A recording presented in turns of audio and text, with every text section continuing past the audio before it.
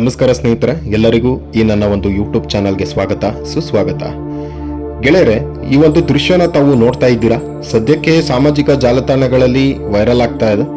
ಎರಡು ಆನೆಗಳು ಮನ ಬಂದಂತೆ ಓಡಿ ಬಂದು ಅಡ್ಡ ಇದ್ದಂತ ಬ್ಯಾರಿಕೇಡ್ನ ಕೂಡ ತಳ್ಕೊಂಡು ಓಡಿ ಬರ್ತಾ ಇರೋದು ನೀವು ಇಲ್ಲಿ ಗಮನಿಸಬಹುದು. ಒಂದಷ್ಟು ನಿಮಿಷಗಳ ಕಾಲ ಎಲ್ಲರೂ ಕೂಡ ಅಲ್ಲಿದ್ದಂತ ಜನ ಆಗ್ಲಿ ಅಥವಾ ಮಾವುತರಾಗ್ಲಿ ಎಲ್ಲರೂ ಕೂಡ ಆತಂಕಕ್ಕೆ ಒಳಗಾಗಿದ್ದನ್ನು ಕೂಡ ನೀವು ಇಲ್ಲಿ ಗಮನಿಸಬಹುದು.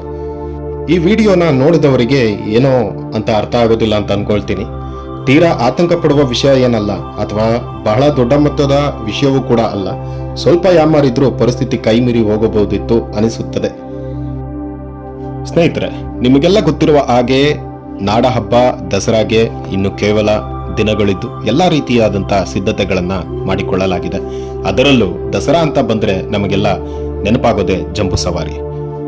ಅದನ್ನು ನೋಡಲು ಎಲ್ಲಿಲ್ಲದ ಉತ್ಸಾಹ, ಸಂತೋಷ ಎಲ್ಲರಲ್ಲೂ ಇದ್ದೇ ಇರುತ್ತೆ. ಕಾಡಿನ ಮಕ್ಕಳಲ್ಲಿ ಒಂದಾದ ಆನೆಯನ್ನು ತಂದು ಅದಕ್ಕೆ ಎಲ್ಲಾ ರೀತಿಯಾದಂತಹ ಟ್ರೈನಿಂಗ್ ನ ಕೊಟ್ಟಿರ್ತಾರೆ. ಆ ಒಂದು ಆನೆ ದಸರಾ ಜಂಬೂ ಸವಾರಿಯಲ್ಲಿ ಹೊಂದಿಕೊಳ್ಳುವ ರೀತಿಯಲ್ಲಿ ಪ್ರಾಕ್ಟೀಸ್ ನ ಕೂಡ ಪ್ರತಿದಿನವೂ ಮಾಡಿಸಲಾಗುತ್ತೆ. ಇಲ್ಲಿಯವರೆಗೂ ಯಾವುದೇ ರೀತಿಯಾದಂತಹ ತೊಂದರೆ ಆಗಿಲ್ಲ.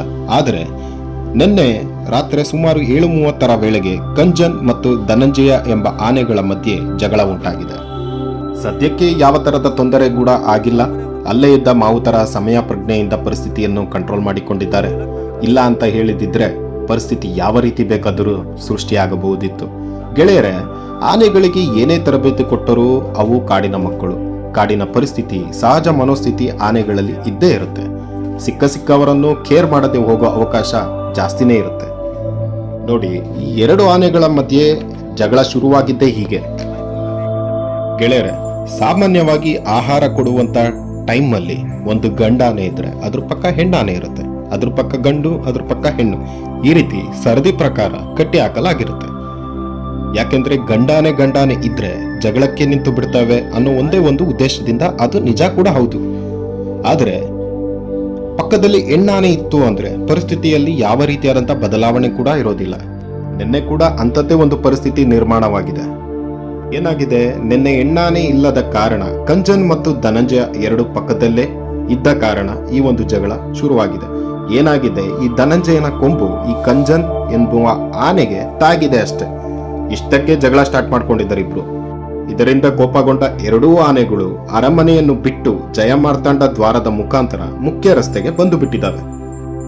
ಕಂಜನ್ ಆನೆ ಓಡುತ್ತಿದ್ದ ಸ್ಪೀಡಿಗೆ ಅದರ ಮೇಲಿದ್ದ ಮಾವುತ ಕಂಟ್ರೋಲ್ ಅನ್ನ ಮಿಸ್ ಮಾಡಿಕೊಂಡು ಮೇಲ್ಗಡೆಯಿಂದ ಕೆಳಗಡೆ ಜಿಗಿದಿದ್ದಾನೆ. ಆದರೆ ಧನಂಜಯನ ಮೇಲಿದ್ದ ಮಾವುತ ಮಾತ್ರ ಯಾವುದೇ ಕಾರಣಕ್ಕೂ ಕಂಟ್ರೋಲ್ ಅನ್ನ ಕಳೆದುಕೊಂಡಿಲ್ಲ. ಅದನ್ನು ಕಂಟ್ರೋಲ್ ಮಾಡುವುದರಲ್ಲಿ ಯಶಸ್ವಿಯಾಗಿದ್ದಾನೆ. ನಿಜವಾಗ್ಲೂ ಸ್ನೇಹಿತರೆ, ಈ ಒಬ್ಬ ಮಾವುತನ ಸಾಹಸಕ್ಕೆ ನಾವೆಲ್ಲ ಮೆಚ್ಚಲೇಬೇಕು. ಅಕಸ್ಮಾತ್ ಈ ಒಬ್ಬ ಮಾವುತ ಕೂಡ ಆತಂಕಕ್ಕೆ ಒಳಗಾಗಿ ಏನಾದ್ರೂ ಜಿಗಿದಿದ್ದರೆ ಇನ್ನಷ್ಟು ದುರಂತಕ್ಕೆ ಇದು ದಾರಿ ಆಗ್ತಾ ಇತ್ತು. ಇನ್ನು ಈ ಕಂಜನ್ ಆನೆ ಮಾತ್ರ ಮಾವುತ ಇಲ್ಲದ ಕಾರಣ ದಿಕ್ಕಾಪಾಲಾಗಿ ಓಡಿ ಗೇಟ್ನ ಕೂಡ ತಳ್ಕೊಂಡು ಓಡಿಬಿಡ್ತು. ಸದ್ಯಕ್ಕೆ ಆ ಸಮಯದಲ್ಲಿ ಹೆಚ್ಚು ಜನರಿಲ್ಲದ ಕಾರಣ ಆನೆಗೆ ಕೋಪ ಹೆಚ್ಚಾಗಿಲ್ಲ. ಇದೇ ಒಂದು ಕಾರಣದಿಂದ ಅಷ್ಟಾಗಿ ದುರಂತಗಳು ಸಂಭವಿಸಿಲ್ಲ ಅಂತನೂ ಕೂಡ ಹೇಳ್ಬೋದು. ಏನಾಗುತ್ತೆ, ಈ ರೀತಿಯಾದಂಥ ಸಮಯ ಸಂದರ್ಭಗಳಲ್ಲಿ ಹೆಚ್ಚಿನ ಜನ ಇದ್ರೆ ಜನಗಳ ಗದ್ದಲಕ್ಕೆ ಪ್ರಾಣಿಗಳು ಇನ್ನಷ್ಟು ಕೋಪಗೊಂಡು ಸಿಕ್ಕವರವನ್ನು ಒಡೆದು ತಳ್ಳಿಕೊಂಡು ಹೋಗುವಂತ ಉದಾಹರಣೆಗಳು ನಮ್ಮಲ್ಲಿ ತುಂಬಾ ಇದಾವೆ. ಆನೆಗಳು ಒಡೆಯುವುದಿರಲಿ, ಸದ್ಯ ಅದು ನಮ್ಮನ್ನು ಟಚ್ ಮಾಡ್ಕೊಂಡು ಹೋದ್ರೇನೆ ನಮಗೆ ಒಬ್ಬ ಮನುಷ್ಯನಿಗೆ ಹೆಚ್ಚಿನ ಪ್ರಮಾಣದಲ್ಲೇ ತೊಂದರೆ ಆಗೋದಂತೂ ಗ್ಯಾರಂಟಿ. ಧನಂಜಯನೋ ಆದಷ್ಟು ಬೇಗ ಸಮಾಧಾನ ಆದ. ಮಾವುತ ಅದರ ಮೇಲೆಯೇ ಇದ್ದ. ಕಂಜನ್ ಆನೆಯನ್ನು ಧನಂಜಯ ಆಲ್ಮೋಸ್ಟ್ ಅರ್ಧ ಕಿಲೋಮೀಟರ್ ಅಷ್ಟು ದೂರದವರೆಗೂ ಓಡಿಸ್ಕೊಂಡ್ ಬಂದಿದ್ದಾನೆ. ಅದಾದ ನಂತರ ಧನಂಜಯನ ಮೇಲಿದ್ದ ಮಾವುತ ಧನಂಜಯನನ್ನು ಶಾಂತನಾಗಿ ಕಂಟ್ರೋಲ್ಗೆ ಬಂದಿದ್ದಾನೆ. ಸ್ನೇಹಿತರೆ, ಸದ್ಯಕ್ಕೆ ಇದು ಏನು ದೊಡ್ಡ ಅನಾಹುತ ಏನೂ ಅಲ್ಲ.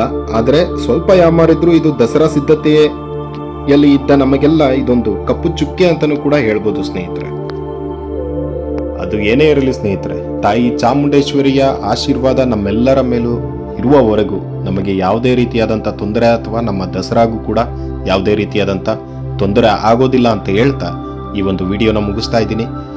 ಗೆಳೆಯರೇ, ಮಾಹಿತಿ ಇಷ್ಟ ಆಗಿದ್ರೆ ಸಬ್ಸ್ಕ್ರೈಬ್ ಮಾಡಿ, ನಿಮ್ಮ ಅನಿಸಿಕೆ ಅಭಿಪ್ರಾಯಗಳನ್ನು ಕಮೆಂಟ್ ಮುಖಾಂತರ ತಿಳಿಸಿ ಅಂತ ಹೇಳ್ತಾ ಈ ಒಂದು ವಿಡಿಯೋನ ಮುಗಿಸ್ತಾ ಇದ್ದೀನಿ.